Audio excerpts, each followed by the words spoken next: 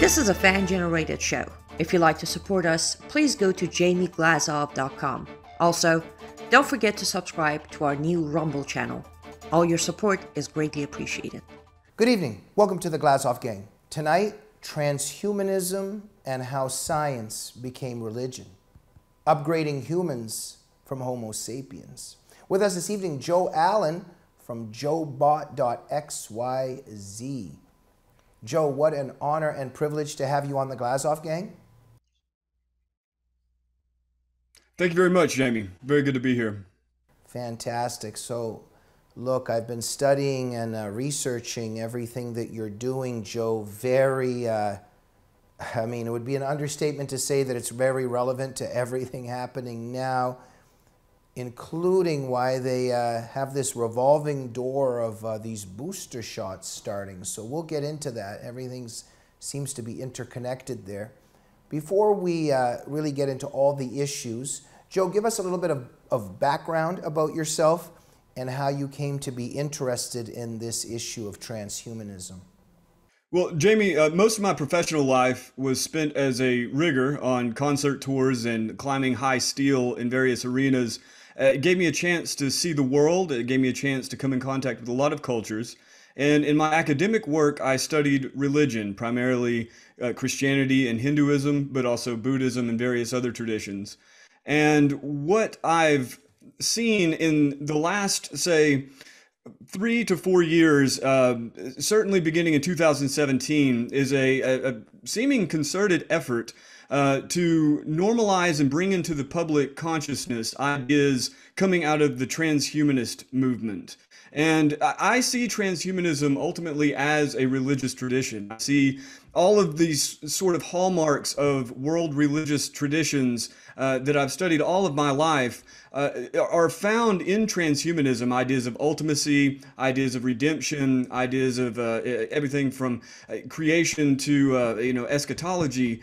But what you have in transhumanism is this extreme form of scientism in which technology is being put in place of all of the traditional religious objects of devotion and religious aspirations. So just to take one example, the idea of digital immortality, it basically puts technological infrastructures in place really over individuals' lives and over entire societies.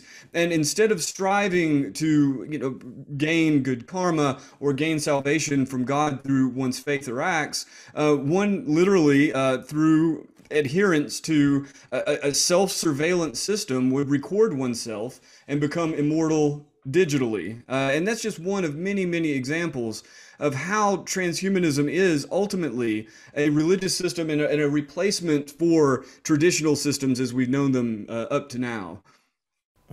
Thank you, Joe. And so, for those of us that believe in God, I'm a Christian, I think about the Garden of Eden, the serpent's lie to Eve. Just eat this and you can live forever. And so I think something is very much connected there. You've discussed a lot of these things in your writing, and in your also appearances on television. So let's get to those issues, and let's just take some steps there through things that you are talking about in your work and that you've just said. So there's one argument that this coronavirus was intentionally released. We can discuss that. But whether it was intentional or not, the consequence is lockdowns, social isolation, people more by themselves, even more on their phone, even more on the computer. And the powers that be are using that, exploiting that to accomplish something they've wanted to do for a long time, is the digital invasion of our lives. And so, of course, I'm regurgitating your themes that I've been researching. And so here we enter the Great Reset, the World Economic Forum, Klaus Schwab. What are these people up to? They're fusing our human bodies with digital and biological identities, right? Most definitely. That's the goal, and it's certainly being accomplished. One thing that I see in the Great Reset agenda is it's openly articulated by Klaus Schwab and many others at the World Economic Forum is a normalization of what were seed ideas in the early transhumanist movement. I mean, transhumanism as an idea really has been around for many decades. Many trace it back to Julian Huxley in a classic lecture in the mid 50s. For him, the idea was that human beings, through science and he didn't emphasize technology, but technology could transcend the base human condition, of frailty, of weakness, of death, disease. And those ideas really began to develop in the 80s after the advent of the personal computer. And they kind of remained in the background. They've always interested me since I was a teenager, and I've read a lot of that literature into my adult life, but it always struck me as something fantastic. It always struck me as something that was not really possible to be realized, or if it was realized, it would be something kind of cheap and wonky. But what we've seen, certainly in the last 5 years, really since the advent of the smartphone in 2007, but in the last 5 years and in the last 2 years, the last 18 months, we have seen huge efforts by extraordinarily influential and powerful people to realize most, if not all, of the ideas, those seed ideas that were formed among the early transhumanists. And while Klaus Schwab, I don't know, has ever uttered the word transhumanism, and while Parag Khanna avoids it, and Yuval Noah Harari avoids it, and Kai-Fu Lee avoids it, what they are talking about is a transhumanist revolution with their Great Reset.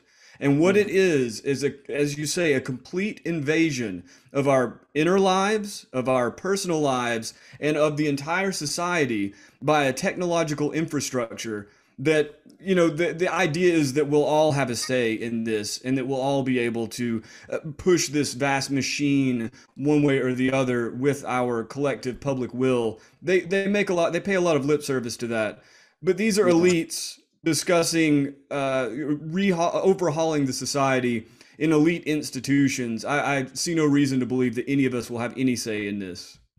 Right. And so, Joe, now sometimes when I talk about religious things, I'm just putting it on the table. In no way am I trying to impose anything on you, or if something is not, part of your belief system, of course, just say it. I just want to put on the table. So it's hard to know sometimes what direction to go to here because there's so much here. So to begin with, I see something quite demonic. We think about in Genesis, let us make man in our own image. And, one of the interpretations of that, of course, is there's a reference to the Trinity. But overall, we are created in God's image. And so what I see these dark powers doing is, no. We're going to make God in our image. Humans are going to make God in their image. And of course, you write about a lot of these things. I'm just trying to crystallize it in one way. So we think about the Tower of Babel. We also think about communism, creating the new Soviet man. But overall, you've mentioned it in one of your articles, Tucker Carlson was right about something. I think it was very profound. When people reject Jesus Christ, idolatry starts. So when there's no Jesus Christ, all of a sudden there's Fauci, there's Bill Gates. And I think about what's happening now too, like for instance in the Catholic Church. It's funny how the devil mutates everything. So in the Catholic Church you have, for instance, the Eucharist. Now they have the vaccine. In the Catholic Church they have Jesus Christ. Now there's Fauci. There's baptism, or the cross. Now they have the mask. So something quite dark is happening here, and it's humans trying to do away, of course, with God, with the fact that humans are fallen, that we need to repent of our sins and ask Christ for forgiveness. These forces are trying to do away with all of that and set up their own perfect utopian society through technology, right? I agree with that. Mostly. I wouldn't consider myself to be an Orthodox Christian, although I do spend an inordinate amount of time in Christian churches and among Christian communities. And I certainly consider Christianity to be my spiritual home, but I can't say that it's the only lens through which I see these things. So I in no way disagree with what you're saying, because I do see the same sort of parallels. And they're striking, and to me they're blasphemous. I think that something profoundly unholy is happening. It's just the aspiration of Kurzweil wanting to create a godlike artificial intelligence system, whether it's possible or not, doesn't matter so much as the founder of Google's Singularity University, arguably the most, if not one of the most powerful corporations on earth, one of their key players, one of their top R&D developers, he is openly advocating creating a computer god within their systems. So yeah, I would say that there is an open sense that they are replacing what they consider to be just invalid religious ideas with workable technologies. And the same as you talk about, I agree with Tucker. It's amusing, but it's also horrifying. Tucker Carlson's oftentimes referencing Saint Fauci. He has been held up and obviously is seen as infallible beyond even the Pope. And I think that the way in which the vaccine is treated as something sacred, and those who have not taken the vaccine are treated as dirty or unholy. And there's a sort of salvational element to it. And it's all of that I agree with, and all of that I think has really has people terrified for good reason, because you are seeing the rise of scientism and an exultant rise of scientism right now. Mm-hmm. And Joe, so we know that there's a certain surveillance occurring right now through the smartphone. Obviously, they know a lot. Even if you talk about Kentucky Fried Chicken, all of a sudden you start seeing advertisements for Kentucky Fried Chicken on your phone. We know all this, right? So, but now that surveillance, I think in a very short amount of time, is going to be under our skin. They're creating these chips. Now there's also some medical and scientific experts. Dr. Carrie Madej is one of them. We've had her on our show. She's talking about the hydrogel, the nanoparticles that are coming through these vaccines. That's an argument that could be made, that these vaccines are actually inserting into us a downloading system. But overall, the surveillance system is coming into us eventually. And then if you are going to be able to read people's thoughts and know what they're doing, after a while, you can create the capability of also controlling people. And you've talked about how they're going to have the power soon of actually taking away free will of the human being. So, I'm very skeptical of the idea that the vaccines as they exist now have anything more than a, moderately effective experimental mRNA treatment inside of them, right? The idea that there are advanced nanoparticles or nanobots, the idea that graphene oxide will interact with 5G and create whirlwinds in your bloodstream.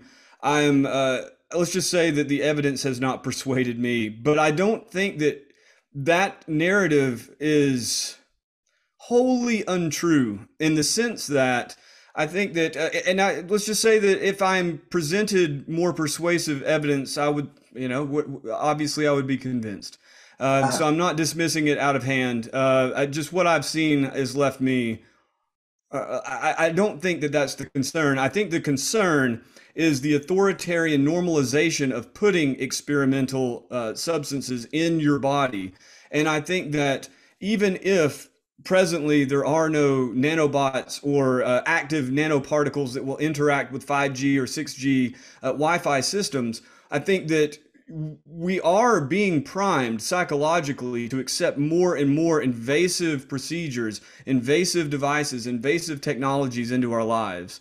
I think the smartphone was probably one of the biggest social engineering experiments that has ever been done on humankind. And I think that these sorts of dramatic revolutions in the way people approach the world and the way people live out their lives are going to be pushed in increasingly rapid waves, so that even if there aren't nanobots in the vaccine now, I do not see any reason why in within our lifetimes, and if not within the next 10 years, it will be pushed to have something very similar put into the body. And without a doubt, wearable sensors, wearable tracking devices are already being normalized. And the Right. idea of insertable tracking devices is already being normalized. So Right. I don't mean to shy away from the vax bots too much, but I think that it's valid in the sense that the narrative of invasion is valid. Right, and we can that's a subject we can discuss another time. There's different realms here, but overall there is a push for genetically engineering humans in this way with technology, right? Yes, well, the mRNA vaccine doesn't alter one's genome in theory, although there are ways in which it could happen, but it is the first step towards that sort of procedure being done, right? So it Right. does, they are injecting, strands of genetic code that are producing proteins that are completely alien to our bodies. So I think that it does. You don't have to take it to this next step and say, okay, they're trying to alter our genomes, because there isn't any evidence that that's what this is doing. But it is a revolution in the way in which immunization is approached, and it is completely experimental, and we have no idea what the downstream effects are going to be because we can't. And I think that already, through CRISPR and various other procedures and devices, we are able to change the human being genetically from, actually alter the human germline. That's already possible. That's already in the process of happening. Right. Again, on a kind of symbolic level, I think that the reason people see this vaccine is having all of these in my opinion much more significant effects or implications, is because instinctively people know that this is not going to be the end of it, and I certainly don't believe it will be. We are on our way towards what will ultimately be a disastrous dystopian technological civilization in which we have very little say over our own bodies, over our own minds. And the spiritual implications that you bring up, call it demonic, call it unholy, call the people behind it Rakshasas, whatever. I think that is absolutely valid. I think there's something profoundly evil in what's happening, for Right. lack of a better word. Fascinating, very disturbing. We're just going to take a very quick break with our sponsors. We'll be right back. Welcome to my artist studio where all the magic happens. This is the station for painting, and that is the station for all the resin art I do. If you want to check out my art, all you gotta do is go to lutfstudio.com. While you're there, make sure to use promo code GLAZOV. You will get yourself a wonderful discount, and generous portion of your purchase will be donated to Glazov Gang channel on YouTube, so the one and only wonderful Dr. Jamie Glazov can keep on fighting for our freedom. And we are back with Joe Allen discussing transhumanism. Joe, fascinating stuff. Kafkaesque is another word we can use. I've been very creeped out by what Zuckerberg is turning Facebook into. Now, you've written an article at Salvo Mag on this, calling it The Metaverse, Heaven for Soy Boys, Hell on Earth for Us. Very disturbing article. Tell us, what is this metaverse that Zuckerberg is creating? Well, there's three things you need to know about the metaverse. The first is that Mark Zuckerberg is simply staking his claim on a very old concept, and this is much broader than Facebook. The second is that these technologies are finally coming into fruition and will soon be normalized in many sectors of our lives. The technologies being, of course, virtual reality, complete immersive 3D worlds that people access through headgear, augmented reality, which is holograms projected through lenses onto the real world, and mixed reality, which is sort of like an upgraded or an enhanced augmented reality in which the holograms interact with physical objects in even more dramatic ways, right? So these technologies are going to be rapidly introduced in school systems in the developed world. They're going to be rapidly introduced into the industrial sector, where I think they'll probably have a lot of interesting uses. But I think the most important element about this is that they will be rapidly introduced as a mode of interaction, social interaction between people. And it will be really more and more, it will be pushed as a sort of religious experience in and of itself. It already is. You know, some of the most successful virtual reality companies outside of pornography are those who create these sort of virtual religious experiences. You know, I think Microdose is probably one of the most famous and successful, and it has a spiritual quality that they intend in the process. So, first, this is not just Zuckerberg. This is many companies doing this. You could take Zuckerberg out tomorrow and it's still going to happen. Second, you have the normalization of all these technologies right now that is coming wall to wall, and it's not going to stop.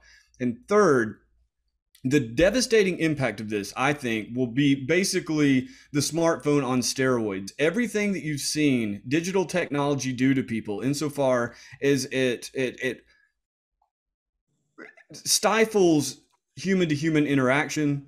It leaves people very much disconnected, not only from their own bodies, but from the world around them in general. And you know, ultimately, it's a force of atomization that, ironically, of course, is being billed as a force of connection. So what I see in the metaverse is this really like one of the ultimate expressions of the kind of technological dystopia that we're discussing. This notion that they'll put all of this energy into creating a wonderful virtual world for us to inhabit, while the rest, I mean, we are already here. Like we already have a need to cultivate wonderful interactions with each other and cultures that we, you know, can pass on to the next generation. We're already here, and they're doing everything possible to create a sort of, you know, an artificial version of what we already have, in which ultimately we will be disposable. Because I think that the people creating this, they don't see us as human beings as we consider ourselves to be human beings. The Mark Zuckerbergs of the world see us as dollar bills or worse. You know, the Klaus Schwabs see us as, you know, just a certain number of, you know, carbon dioxide atoms being emitted at any given time, right?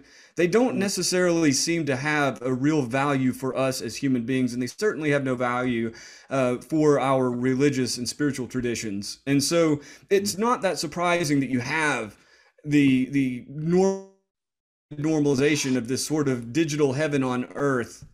But that's coming. It's already here, and I think that at this point, it's not a matter of laughing it off and pretending as if it doesn't exist any more than these other technologies. It's a matter of figuring out how it is that we're going to organize our societies in parallel to the people who are going to rapidly adopt this, and they are going to rapidly adopt this. Joe, you know, I think about just when I look at the younger people, I wish that I could still say that I'm young, but that's not going to work. But the younger people, they're just walking around, you know, it's just, they're like zombie statues staring at this phone. And so all your work is warning us this is going to get worse. These parallel universes are going to be created where people just have, you know, whatever, these masks or binoculars on, or however it works. They're going to be in some other matrix in this virtual reality that you've referred to also as this stairway to heaven that the transhumanists are creating. So what am I trying to say here? So in some ways what's happening is They're saying, hey, look how cool this is. Yeah, yeah, yeah. Just put this helmet on now. And oh, yeah, you get to do this and that. But the human is gradually disappearing. When the person is just staring at this phone all day, then they're going to be in this little matrix somewhere, disappearing. But somewhere the human being disappears. It's a dehumanization and also, in a weird way, a depopulation in a metaphorical sense. The globalists are actually pushing human beings out of the way in terms of who they once were, right? Yeah, and that's one of the most disgusting elements in the Great Reset propaganda, I think. There was one in which, if I recall correctly, Klaus Schwab published a photo of empty streets, or at least the World Economic Forum published a photo of empty streets and celebrated the fact that human beings are no longer, out cluttering the cities and producing all this pollution. And that's one of the most disgusting things about the Great Reset in general, is it's a celebration of a tragedy, a largely, and I don't mean this in a hugely conspiratorial way, a largely engineered tragedy. And it's a celebration of the opportunities that it provided for big tech companies, for sort of ideological activists like those at the World Economic Forum, and for governments who have an interest in establishing and exerting a sort of totalitarian control. Yeah, it's absolutely a dehumanization. It's an intentional. It's a way in which we no longer are able to exert ourselves out in the world and in society. And the metaverse and virtual reality is just one of the many release valves. It's a little less unhealthy than opioids as long as you keep eating and exercising, but it has very much the same effect. Yeah. You also write about something, Joe, like right now, we see, you've got to put your mask on. There's the obedience masks, and that's exactly what it is. It's a form of muzzling and other things that I believe it's some kind of Luciferian thing, but that's another thing. But definitely a subjugation, obedience, enslavement. But you write about, okay, yeah, well, there's masks right now, but coming up soon, even working, a lot of people are going to be working from home for a lot of reasons, but work meetings will be conducted via sophisticated holograms, you write about. And if you don't wear your augmented reality glasses, you're not going to have a job. So this is a way that they're just marginalizing people, right? Right now you can't go into the restaurant if you don't have a mask, but pretty soon if you don't engage in all this hologram reality glasses and all this stuff, you're not even going to be able to feed your family or yourself. There's no way to know how far that will go, but it is undoubtedly in the process of happening. So that, more than likely, no one knows, is it going to be Lockheed Martin? Is it going to be Walmart? Is it going to be, Goldman Sachs? Nobody knows which corporations are going to adopt virtual reality or augmented reality as a norm, as a sort of job skill that you have to have. But I can say with full confidence that many will. Probably the most sort of sleek professional form you have of this is Microsoft's HoloLens. And, the HoloLens 2, I think it's somewhere in the neighborhood of $2,700, maybe as much as $3,000, right?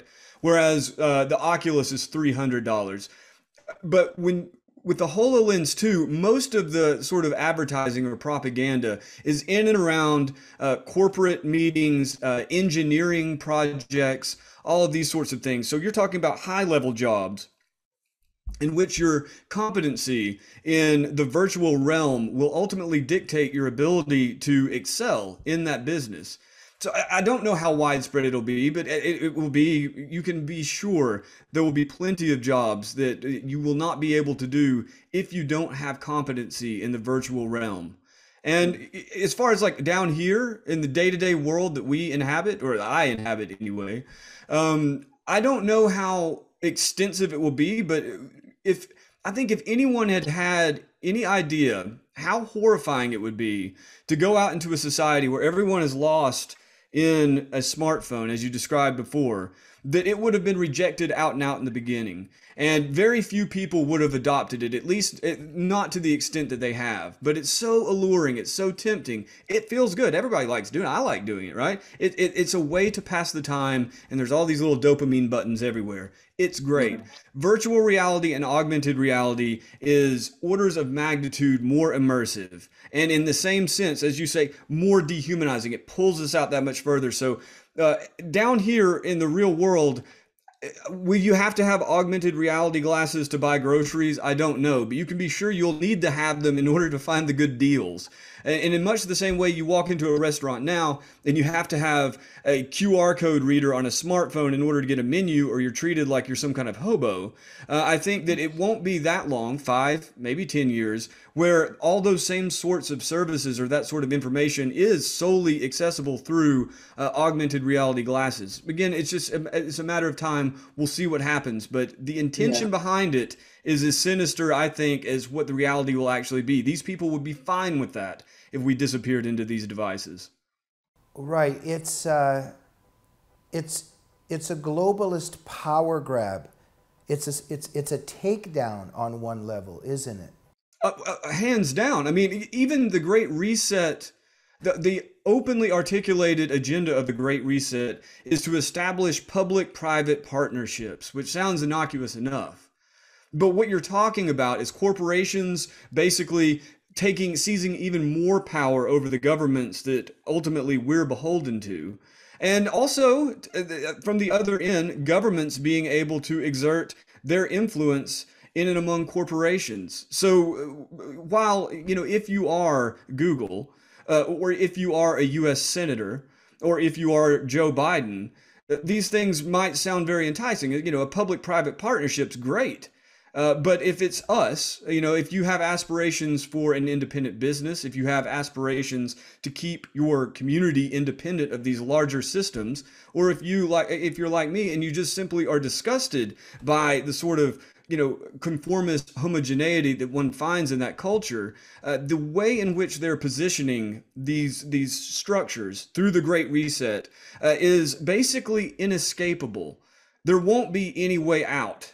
Maybe they'll leave you alone if you're in the trailer park and you can just collect your UBI so long as you have your palm chip, whatever the situation may be. But yes, it is definitely a power grab. And the scariest thing about it is that they're proud of it. They're openly articulating it. Right. Joe, and these powers that be, they know how to bait humans. They know how to deceive them and bring them in and then destroy them. There's one part of your writing where you write about how people often return from these VR experiences, this virtual reality experiences, and they find the real world dull and depressing. You write about how it's often as they've reached out to touch the gods and come back godless. And it's very sad, and I see, I'm around a lot of people, including young people, and even with these smartphones, they're just lost in them. And, they look, a lot of these younger people, just even recently, for instance, I was with a younger buddy of mine, and these 4 women had walked by in their 20s or whatever, and they just looked at us. They were all on their phone. And they didn't say hi, and we kind of know them. And I said to my buddy, I said, look how narcissistic they are, egotistical. He said, Jamie, it's true, but you're missing something. I go, what? He said, they don't know how to have a conversation. He said, my generation, we don't know how to talk. And that really struck me. And there's some truth in that they're so lost in this world, and as you're writing, it's going to get worse, but it's very hypnotic. And they find the real world very boring and dull, right? Undoubtedly. And it's not universal, thank God. There are subcultures of people who, their parents have shielded them from these technologies, or they kind of, slow dripped it so that it wasn't something that was 100% part of their lives. There are many subcultures around the country, around the world, in which people have overtly or kind of just implicitly rejected that techno culture as a normative way of life, and they've encouraged and cultivated the same sort of normal conversational modes, dancing, eating together without a device in your hand, all these sorts of things. It's still there. It's still alive, and I'm convinced that it will continue to be alive. But what you see in the Great Reset is a declaration that that way of life is going to be marginalized by this other, more digitally mediated way of life. And the intention, I don't think, is necessarily to replace that way of life, but it's certainly meant to displace that way of life. Right. In one part of your writing, Joe, you write, you think the smartphone zombies are bad? Question mark. You ain't seen nothing yet. And so it's a bit scary, the warning you're giving us in terms of the phase we're entering and what the metaverse is, etc. Well, look, I wish we had another hour to talk. Joe, why don't you sum up for us? What's the most important thing people should be thinking about walking away from this show? And of course, humans can do something about it, as you've said, I think that, number one, we are in the midst of a civilizational transformation that is concerted. It's not accidental. It is, call it the fourth industrial revolution, call it the mass digitization of human life, call it transhumanism, whatever. What we are seeing is a civilizational transformation from which there is basically no return. And I think that it is going to happen on some level or another, no matter what you want or what you think you can do about it. But the second thing is that, like all civilizational transformations, there are winners and losers, and there are those who've been able to cultivate their own way or their own path outside of it or despite it. And I am absolutely faithful that that will happen in this. I mean, we're talking about a process that will go on for another century or two before it has really reached completion. And so, I think that Christian communities that are by and large who we're speaking to here, but, traditional communities around the world have every reason to believe that their way of life, that the cultures that they have brought from their ancestors and will take forward into the future, will be preserved by and large if they have the will to cling to them. It's dark and light. I think that it's impossible to deny that this transformation is underway and that it is not a secret at this point. It is openly declared. This is what we are going to do to the world you live in. And you have to make yourself aware of that. But I think that the other side of that coin is that we're still here, and the human beings who brought us here with the ways of life that they've handed down for a reason, and they're worth preserving. And there's every reason to believe that we will be able to preserve them. Right. Now, people like me, Joe, and maybe we share this, but I'm never going to surrender to this thing. So maybe I end up in jail, or I'm definitely not going to be able to work or make money. Maybe there's a mark of the beast kind of thing there. But where do we end up? Maybe in a wilderness somewhere, if we're lucky, in a hut somewhere. Like, are we going to, it's going to be hard to survive, those of us that don't want to play along, right? I think that it will be very uncomfortable. I mean, already we're conceding, right? Like, here I am, I'm speaking to you through a computer, you're speaking back to me in the same medium. That would not have been the case probably 2 to 5 years ago. This is all, again, part of that sort of transformation we're talking about. It's also an opportunity, right? Here we are, we're able to do this. You're in Canada, correct? Well, that's my Canadian accent coming through, but I'm in the United States now, but I think we're far away from each other. We're far away from each other, but here we're speaking. So there are all those opportunities. That can't be denied either, right? But at some point, you have to draw a line. Yeah. Do you draw the line at the smartphone? Do you draw the line at the chip in your head? Do you draw the line at the chip in your brain? That's for everyone to decide. Or do you draw the line? Do you draw the line at your fantasy husband or wife, right? Yes. Very much so. In fact, I think that might be among the most critical decisions people are going to have to make. Yeah. So, yeah, what do you do? To me, everyone will have to draw their lines where they draw them. If I had my way about it, if it weren't for the living that I have right now, it would be drawn way far back, far away from this computer, and sadly to say, far away from you, Sue, Jamie. So sorry, but unless we were meeting in person. But here we are. Everyone has to draw the line where they're going to draw it. I Yeah. personally think that we our lives and the lives of our of children are going to be made very difficult to the extent to which they do not adopt and master these technologies, and that's something very important to keep in mind.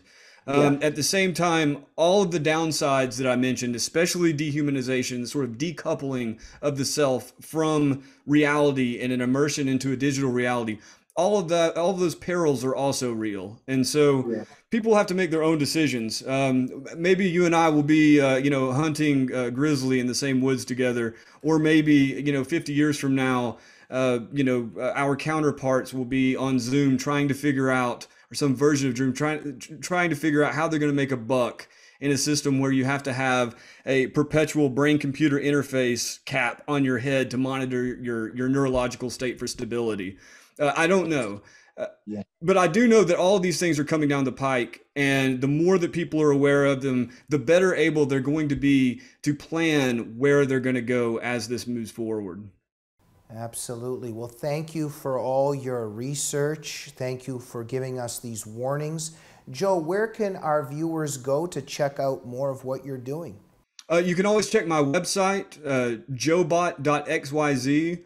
You can, forced to have social media like a work uniform, at joebot.xyz at Gab, Twitter, and Gitter. And you can find me on the War Room with Steve Bannon pretty much every week, sometimes 3 and 4 times a week. So always check for me at the War Room.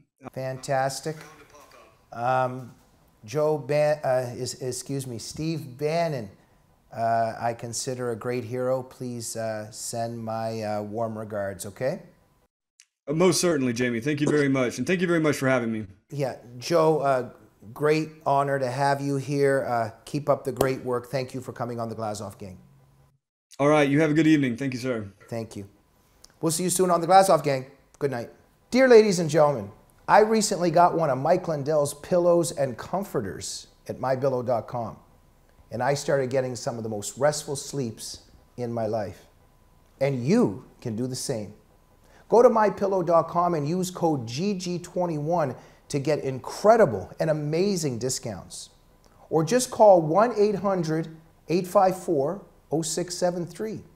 While you're doing that, you'll know that you're supporting Mike Lindell, a true American hero fighting a true American cause. And you'll also be supporting the Glazov Gang. Thank you. May God bless you, and may God bless America.